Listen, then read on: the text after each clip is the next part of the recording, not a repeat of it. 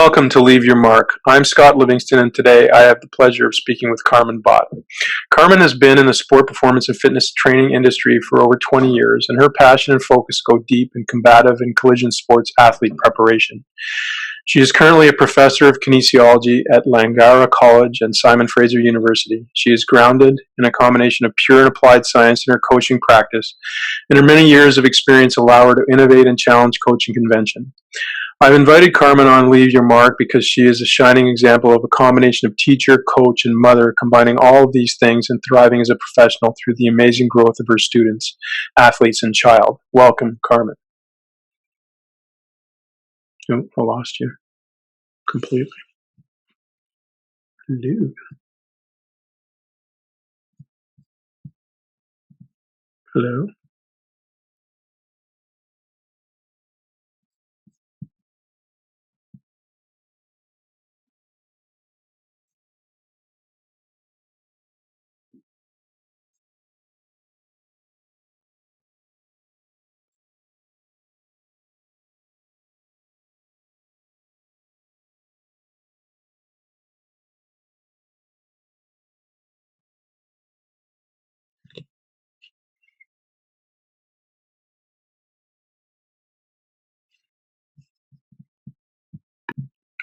Hello and welcome to Leave Your Mark. I'm Scott Livingston, and today I have the pleasure of speaking with Carmen Bott. Carmen has been in the sport performance and fitness training industry for over 20 years, and her passion and focus go deep in combative and collision sports athlete preparation. She is currently a professor of kinesiology at Langara College and Fraser University. She is grounded in a combination of pure and applied science in her coaching practice, and her many years of experience allow her to innovate and challenge coaching convention. I've invited Carmen on Leave Your Mark because she is a shining example of the combination of teacher, coach, and mother, combining all these things and thriving as a professional through the amazing growth of her students, athletes, and child. Welcome, Carmen. Wow, thank you. Yeah, cool to have you here. You know that we have a common thread, actually, which was kind of neat when I was reading the stuff that you sent me. I went to Kuala Lumpur when I was a little baby boy at like 1 year old. My father was a diplomat.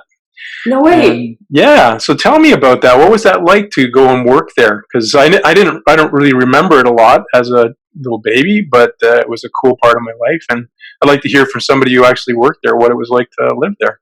Yeah, I mean, it was culture shock, to say the least, when I first arrived. You know, you get off the airplane and walk out the doors, and it feels like someone's wrapped like a hot towel around your face because it's so hot and humid.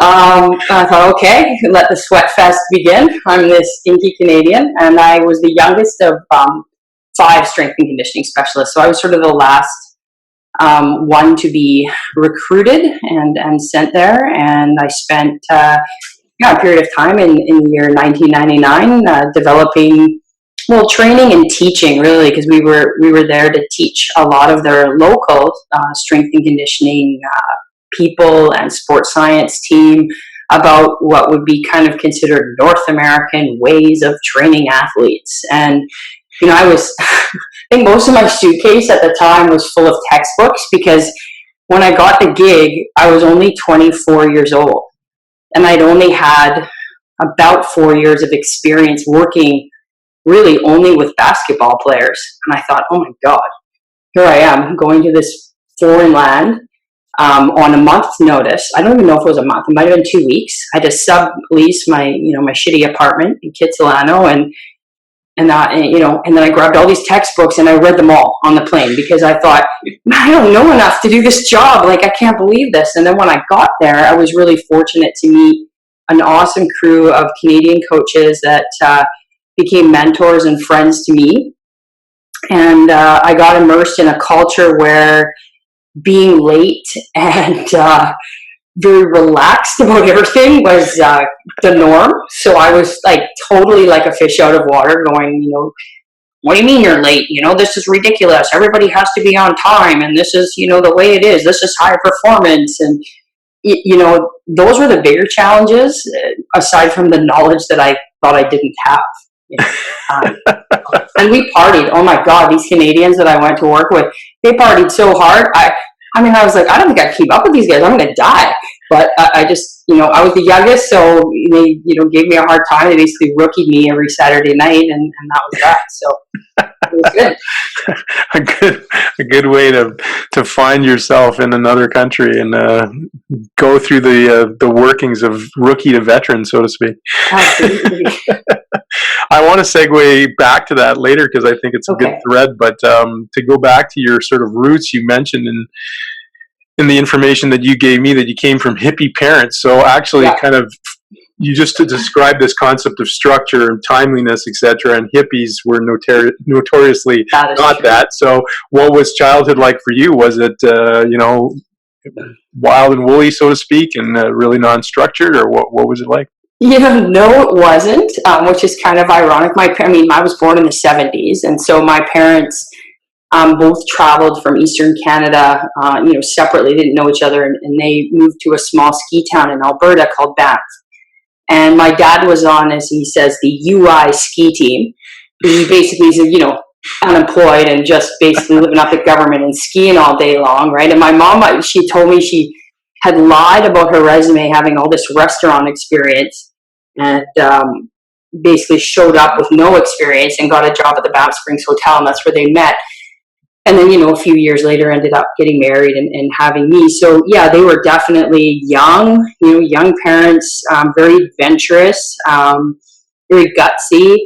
And definitely, my dad had long hair, the huge sideburns, the tight jeans with the bell bottoms, the Adidas shoes. Like, they both looked the part. They tie-dyed their bed sheets. But my dad busted my chops like my whole life, and he still does. Like, every chance that guy gets, he will bust my chops. He will make fun of me. He will criticize me, and in a loving way, right? And being on time. I remember one time getting ready. It was like a house full of women, right? So me, my sister, and my mom getting ready to go to some family gathering. We're all in our bathrooms, putting our makeup on and doing our hair and getting just my dad standing at the bottom of the stairs shouting, "The bus is leaving in 9 minutes. If you're not in the bus, I'm leaving." And he left. And we walked to the party, so it's sort of almost like a contradiction. Like, for sure they were hippie-ish in the sense that they really let me explore my own crazy ideas, which I think takes a lot of guts for parents to do now, being a parent, right? It's very easy to just control. And even with athletes, it's very easy to just control, and say, well, that's not a good idea, and offer your opinion constantly. It's not as easy to sit back and let the bombs fly, right? Mm-hmm. So they did that. They sat back and were like, okay, here she goes again. Oh, fuck, like, oh, she survives, right? And when I told them I was moving to Malaysia, they were like, what about your university education? Oh, I'll come back. Don't worry, I'll finish my degree, right? I've got this opportunity. And they're like, you're moving where? And these are people that haven't really traveled a lot through places like Southeast Asia. So yeah, they're shocked but supportive, and if they were freaked out, they never showed it. So who were you in those early sort of formative years, say high school and stuff? You mentioned being a bit of a wild child, so to speak. Were you trouble for mom and dad, or were you discovering yourself, or how do you look back on yourself now? Well, if there was temptation, I definitely was a little more easily peer pressured than my sister when it came to indulging myself in late nights and maybe parties and things like that. But I was always an honor roll student and always played sports, which sort of kept me on the straight and narrow. So I like to think of myself maybe as this wild child, but then when I asked my parents or parents of my friends, that were also coaches, were like, no, you were fine, Carmen. You weren't, I think I call myself that because I'm a risk taker, but I'm a calculated risk taker, and I've been like that for a long time. And years ago, I started working with a woman named Ann Muscat. She's a sports psychologist. We do a lot of work together now, and I went to her for a session, and I used to train her, so we sort of did some swapping back and forth. And she said, I have no idea why I'm such a risk taker. I just go for things, And she said, well, yeah, you've always had great support. That's what people do when they've got great support. And I went, oh. And I thought about that. I thought, Okay. So as an S&C, yeah, I prescribe training, but I also provide a lot of support to the kids I work with, and I think that's really important. That's awesome. How did you discover, kinesiology, fitness, conditioning, etc.? Where did that come from? Something that you discovered early on in your life, or did you discover it as you went into university and sort of found that world yourself? That's a good question. Initially, when I went to university, I studied criminology and psychology with the hopes of becoming Jodie Foster. Um, Silence of the Lambs. Exactly. I know. Crazy. So I was super fascinated with behavior, right, and abnormal behavior, and I still am, kind of secretly obsessed with this area. I tend to read books and more for fun now, but I started studying for 2 years at SFU. I was studying, forensic psychology and behavioral psychology and criminology. Then my dad sat me down, and again, these are my parents that don't really give me a ton of guidance. The only thing he ever said to me was, I just don't want you to become a police officer. And I looked at him and I said, well, why? And he said, because it's a waste of your brains. And I thought, oh, I mean, no disrespect to police officers that are listening to this, but it was an interesting perspective. And I thought, okay, well, he obviously sees something in me I don't see in myself. I didn't really have the vision of being a police officer. I was more interested in interviewing insane people. And then I took an elective, which everybody called jogging for credit. And I was like, this is perfect. I don't have to study too hard. I can get some exercise. Let's go for it. And I had this prof named Tony Leland, who at the time he was probably in his early 40s, and he was from the UK, so he had this thick accent, and he'd always say, "Fit for what? What are you fit for?" Like that, right? In lecture, and we'd all giggle in the back, like, "Who's this guy? He's so funny," right? And then we'd go out on our jogs and we'd dog it, and we did aerobics with the football players, and we kind of half-assed it. But I ended up doing really well in his class. I kind of had an aptitude for exercise prescription and exercise management. And I went, hey, I'm getting like, C pluses and Bs in this other stuff. And I'm getting like A's in this stuff. Maybe I'll take another kin class. So I took another elective and I did well in that. And I thought, it's very important that when I move into a profession, I move into something really positive. And I kind of had an epiphany that maybe sitting down talking to serial killers might not be very positive. Fascinating, nonetheless, but not positive. So I just made a right-hand turn, basically after Tony's class. And I do want to share with your listeners, this is how interesting the world works. So this was in 1994. That I made this decision, or 95, somewhere around that time. And then in 2016, I talked to Tony and I said, I'd like to have a coffee with you. And we sat down and we had a coffee years later. And he knew I was teaching. We kind of knew each other. And we got chatting over coffee, and I was telling him a little bit about what I've been up to. And he was telling me about what he had done in the courses he built at the university. And then lo and behold, I got a job offer to teach sessionally at SFU, like literally weeks later after talking to Tony. And that's Tony. Tony was the one that put my name through and said, we really need somebody on faculty with this background. And I'm close to retirement, right? So now he's in his mid-60s and he's close to retirement. And I was one of his students, and I wasn't even one of his best students, guys. Like, you don't need to be an A-plus nerd type student to be successful. You need to do the right thing, show interest, show that passion, show commitment, right? And I was committed to this for the last 20 years. And so now I'm teaching at Simon Fraser University with Tony Leland, the guy that taught me my first kin class. So it's pretty huge honor. That's a funny circle of life, huh? Yeah. I want to just get into for a moment what your interest in insane people is. Where does that come from? It comes from not being very good at seeing people as black and white and good or evil. I really struggle with that, to be honest. I always try to see good in everybody. And I mean, people are probably thinking, Carmen sees good in serial killers. It's not necessarily that. I really, when you look at the nature nurture sort of argument, I'm of the side, if we were to debate on it, of nurture. And I believe that every kid or child that is born, these little tiny babies, they're like, it's raw material, and that we as, adults have a huge, huge responsibility to nurture them and to protect them. And when things go wrong, you look at the history of some of these people, these menacing killers, and you look back at the history, because I did a lot of work in my first years at university, like reading biographies and reading, legal documents on people like Ted Bundy and what his childhood was like. And it doesn't give anybody reason to do what they do, or an excuse, I suppose, but you really have to take a lot of that into account when you're, I guess the word would be profiling somebody, even with athletes and kids I work with. I need to know what they've been through.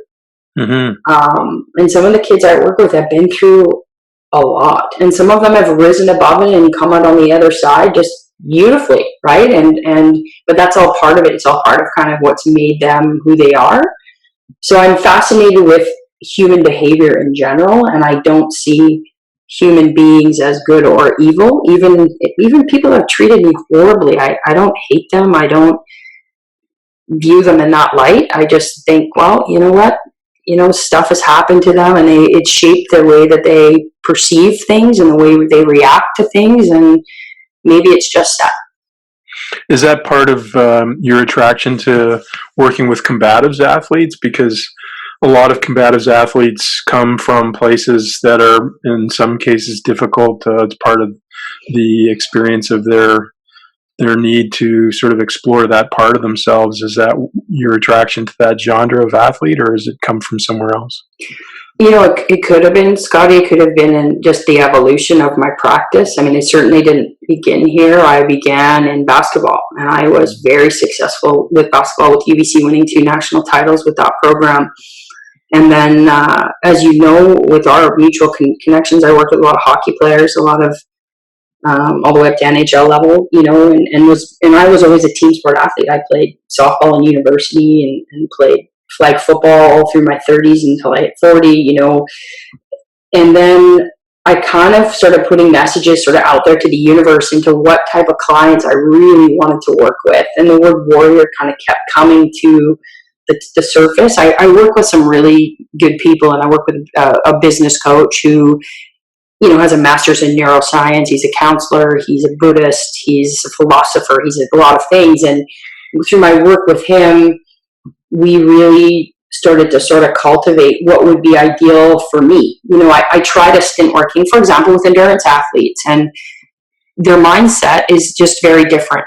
And it was harder for me to connect with those people than it was for me to connect with the wrestlers I train. Now, with MMA, I've had some really interesting experiences in that sport, and some that I'm not super comfortable, talking about in a lot of detail. But for example, I do have one athlete that I train 2-3 times a week for over 2-3 years, and he's in jail.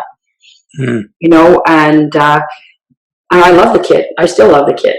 He's made a lot of mistakes, but I know a lot about his past. I knew what he grew up with. I knew his dad used to kick the shit out of him since he was 5 years old.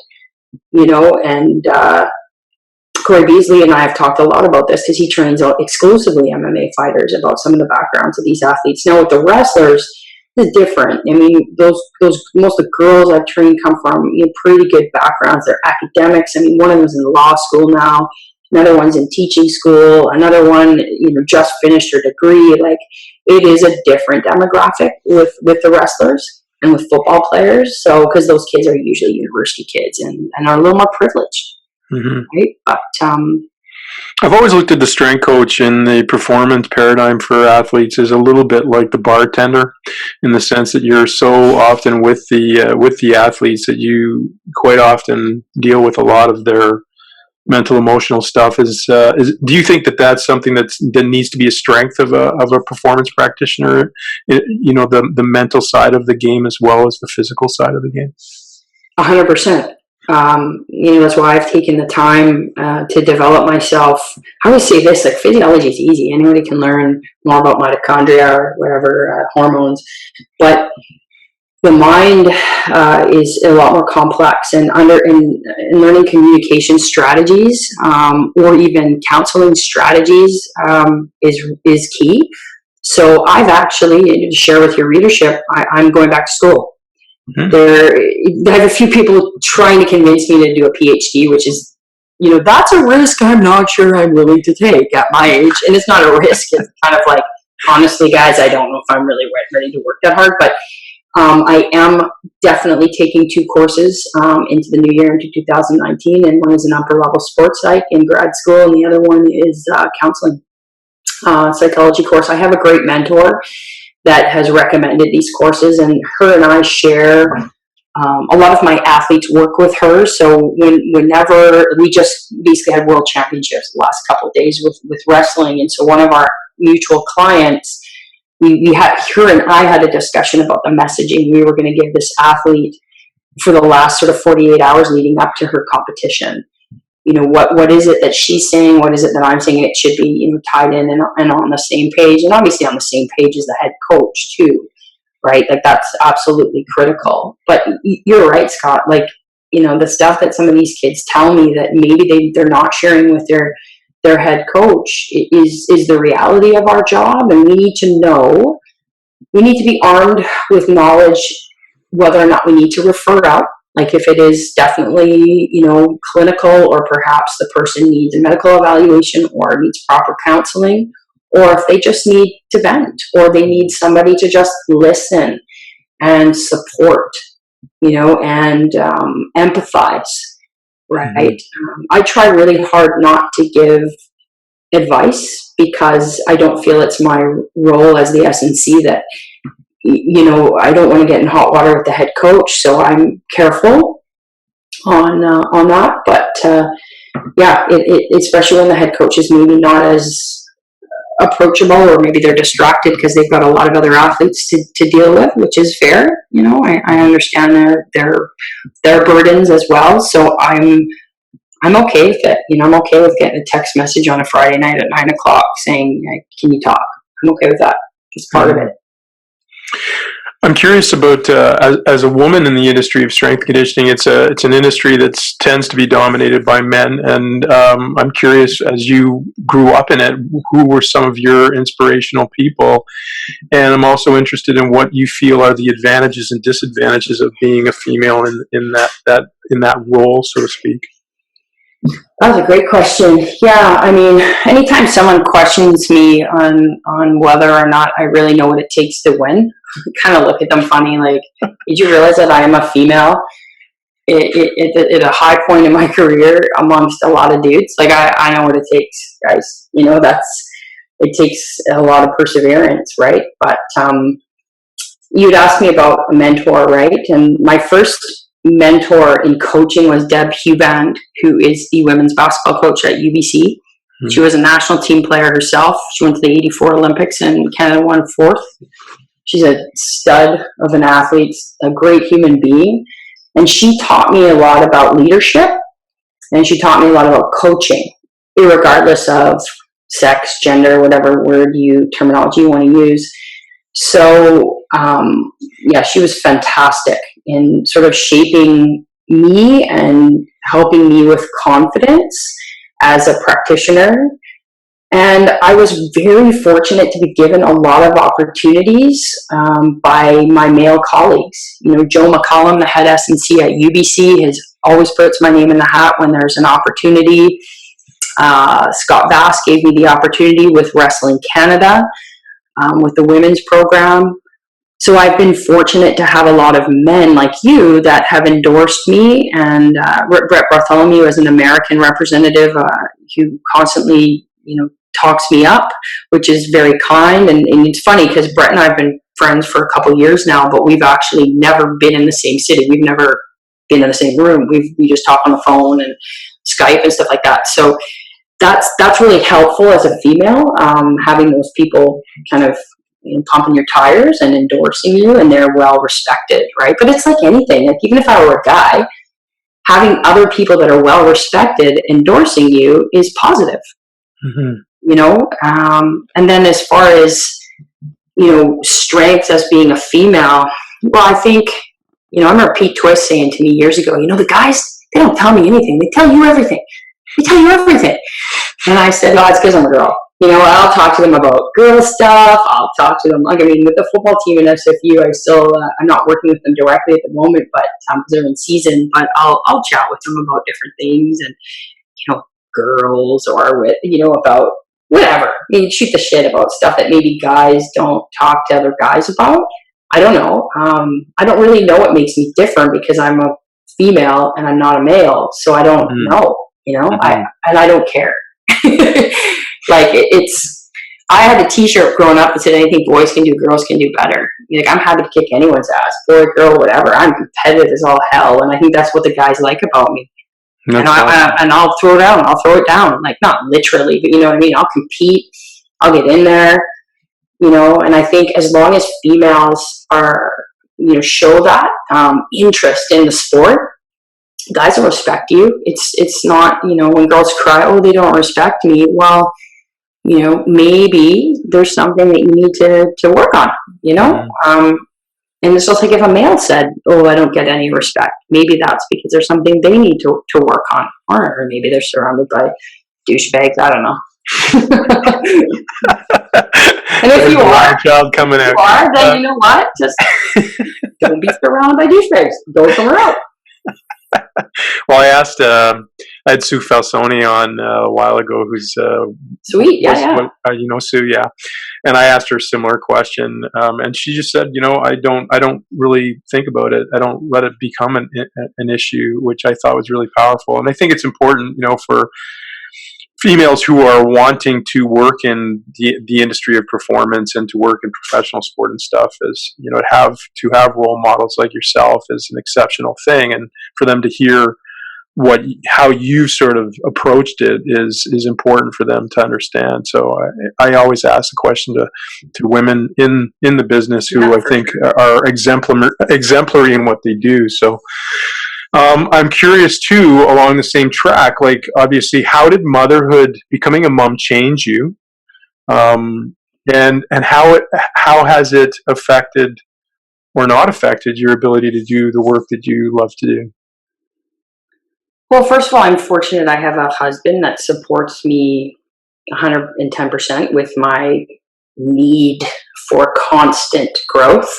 And I have a strong need for, if I don't get like my reading done or something like that, he knows like she's going to have a spaz. So I better give her 2 hours in her office to study and be a geek. And then I come out all smiley and happy. So I'll give him, if I was a single mom, that would have been really challenging. And I give so much props to women raising kids on their own. I don't know how they do it, especially more than one.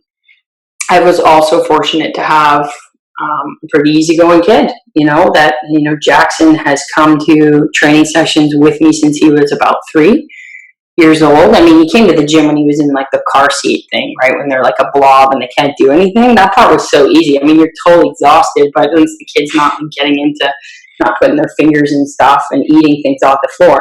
Then between, 1 and 3, it's really challenging because they're basically trying to kill themselves at a constant rate. So you're just on high alert. But, just to circle back to motherhood, what that's given me is a better ability to empathize and to see the process of failure with someone that's really close to you. I mean, it's heartbreaking when you see kids, your own kid, really frustrated and failing and struggling or anxious about something they're not good at. It's like right in your face. So you now know exactly what those athletes are feeling when they're about to compete or they're going to try something that they've never done before, and it becomes all very, very, very real. So kids have a lot of wisdom that they don't really probably even know about. They're very honest. So he's in very black and white about things, you know. So he's a big supporter of me too, which is kind of cool. He thinks what mom does is still cool. I mean, he's only just about 8.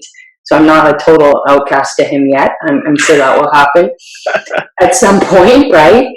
I've also, I'm not that parent too that gets overly upset about teachers and coaches not being perfect.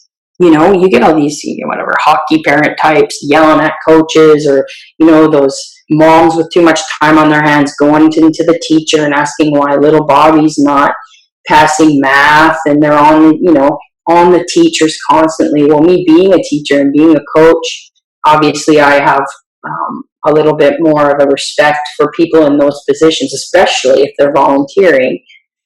And I guess I'm just really empathy to Jackson's learning process, which has made me empathetic, and made me very empathetic towards everybody I'm working with, all the clients I see. And I've managed to cultivate quite a sweet schedule. I'm at the university 2 to 3 times a week teaching, and then the other 2 days a week I'm coaching or I'm writing, and I'm working on some things right now. So I'm really fortunate. I can pick him up from school 3 days a week. I mean, how many parents can do that and be around and be at every practice and every training session that he has? So I'm real lucky.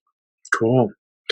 I'm curious. I always ask this question of people who are both teachers and coaches. Do you see a difference between teaching and coaching? And if so, what is it? And if not, what isn't it?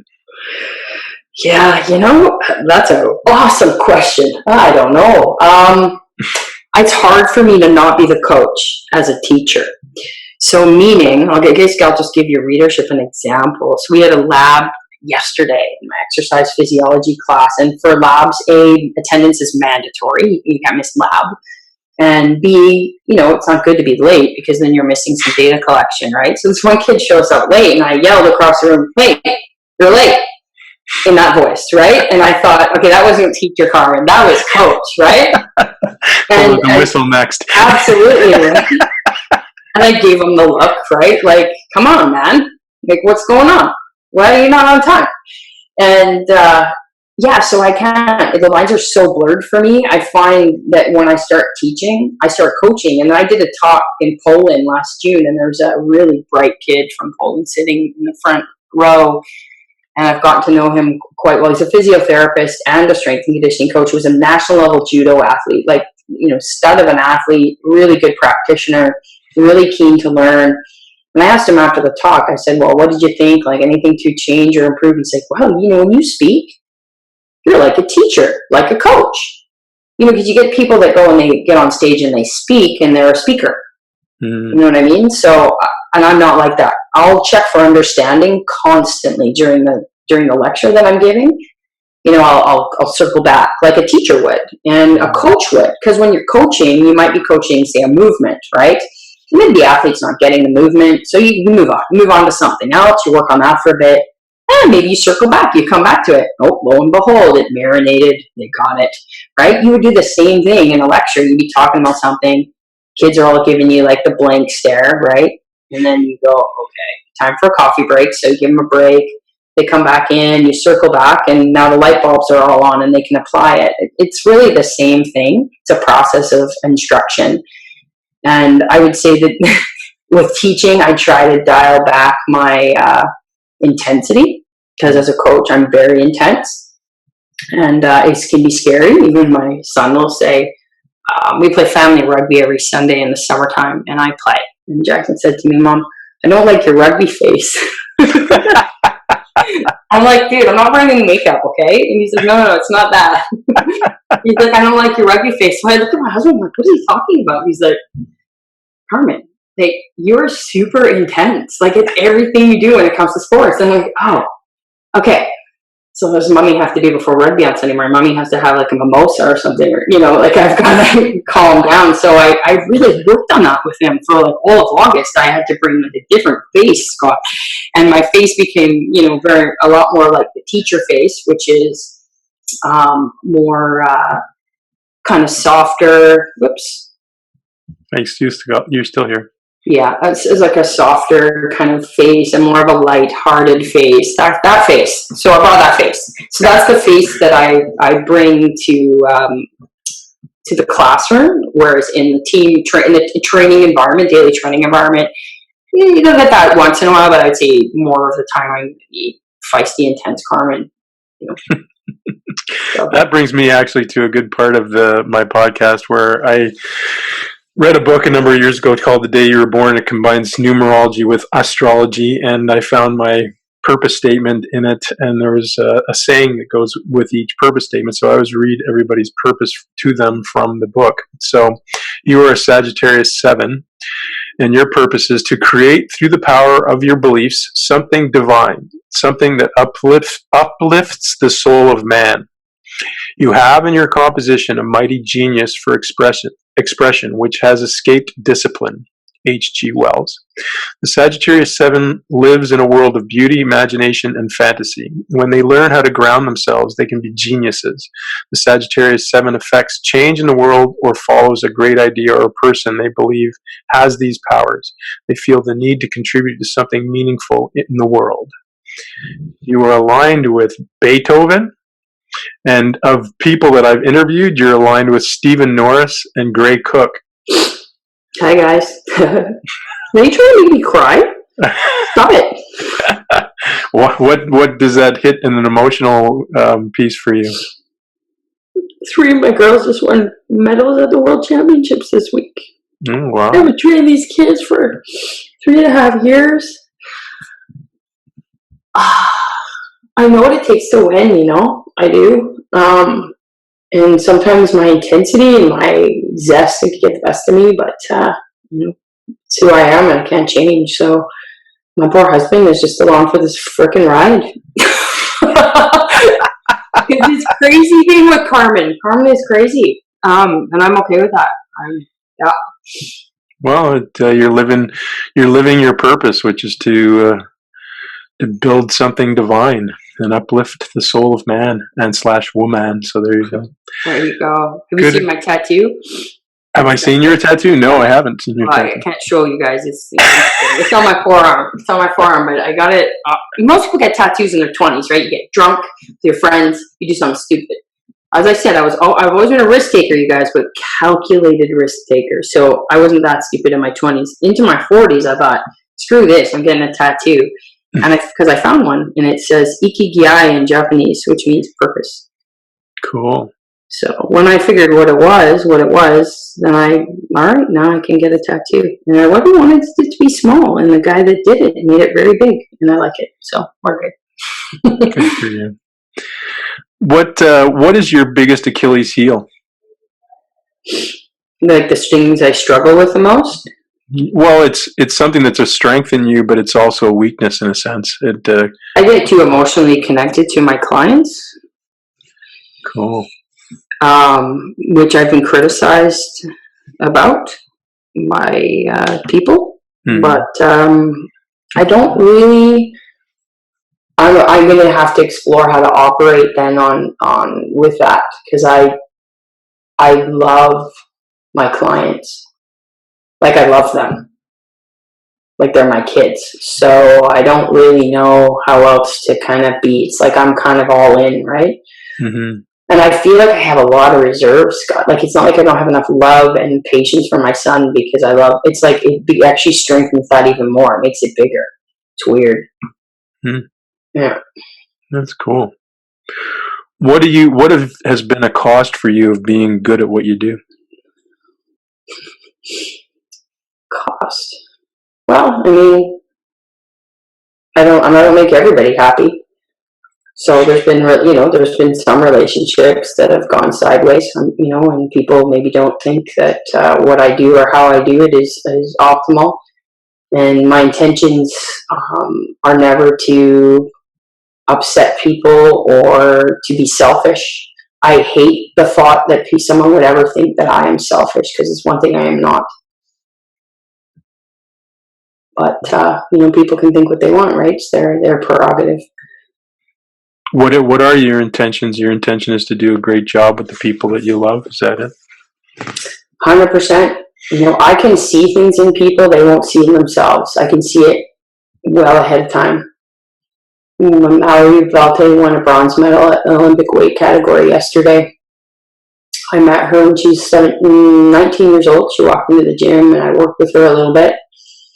And I got to know her and I thought, this kid's going to be an Olympian.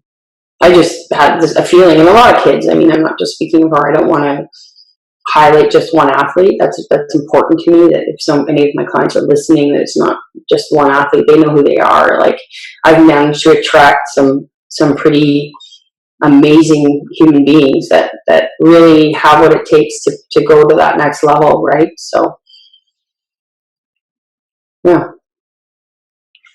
You and I have interacted at times, and I consider you, somebody I respect a great deal. I find, and you've self-admitted to some degree that your intense is, and you have a sort of a viewpoint of how things should be done that you're very strong-minded about. Where does that come from? What is it that you really think is important about how we work as professionals in the performance industry?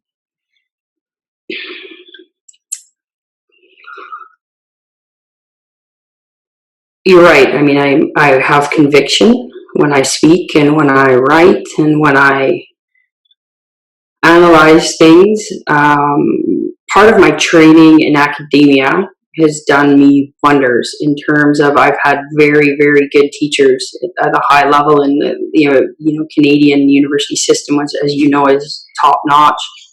So I've had people challenge me and challenge my thought process and make me back it up over and over and over again. Why? Well, why? Well, why? So when people can answer the why and the how, then I'm good.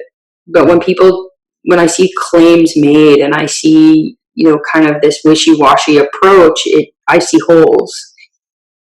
And I like certainty. I don't believe in we ever get there. Don't get me wrong. It's like mastery. I don't believe we ever get there, but we strive for it. And that's what keeps me driven and motivated to keep learning and understanding more about the body and about biology, but then also about the mind, because that's obviously the other piece.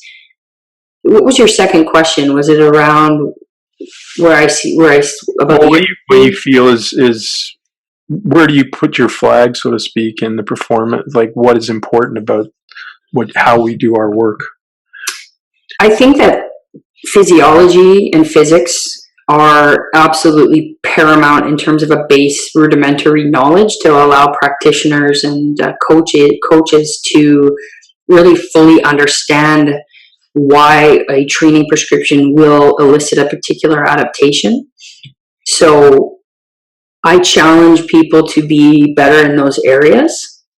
When I just finished a workshop on the weekend, with guys like Dan Pfaff, and maybe people don't know this, but Dan Pfaff was a physics teacher, and he knows biomechanics like really well, and no wonder he's able to teach people how to run fast, and that makes sense to me. That I can buy. Pavel Tsatsouline, who I haven't mentioned yet, is one of my biggest mentors. I did my RKC with him in 2009, and then after that, we became friends. And Jim, my husband, was one of his, sort of early on instructors, and that's how I met my husband. And Pavel is the same. Like we'd go back and forth on email about different things, and he's like, "Can you look this article up? What do you think about this?" And I said, "Oh, well, I think that improves something." Like I said to him once, "Work capacity," and he went, "Define that." Good question. Touche. So I tend to really think people need to, before we make claims, right? And I claims around transference. I see that everywhere. This transfers to performance. Well, does it? How do we know? Right? We don't know. And that we need to actually be okay with that. If we need to be able to make a claim where we can really explain mechanistically why that particular claim is true. If we can't, then we say we don't know, and just be honest about that. So I guess that's the challenge I'll put out there for the industry. You got to learn to coach.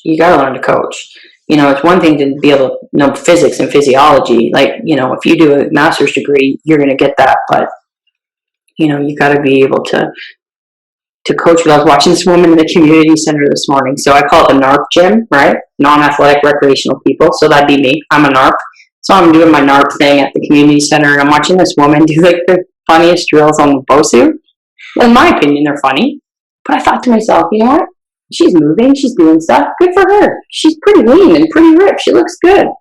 Her movements are so-so.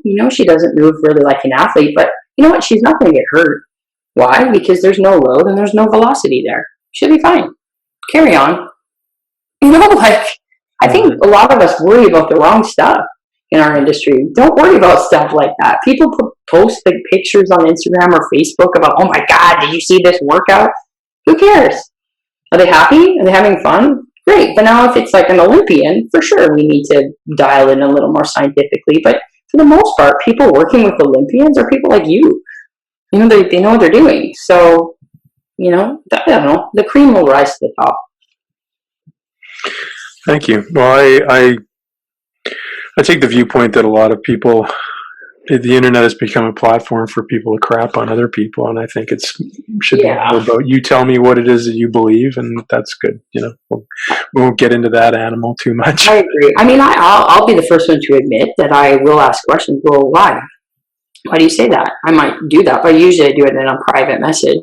And I do it out of curiosity, because maybe I'm like, oh shit, did I not read about that? Then maybe there's a hole in my game.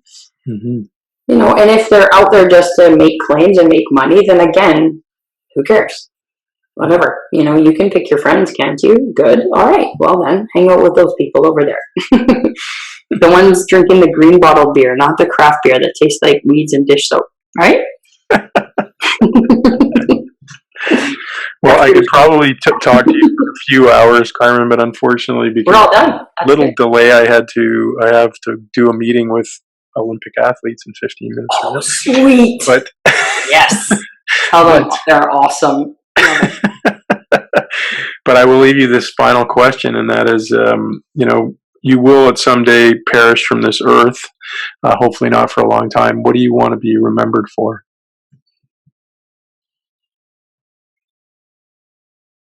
Being kind.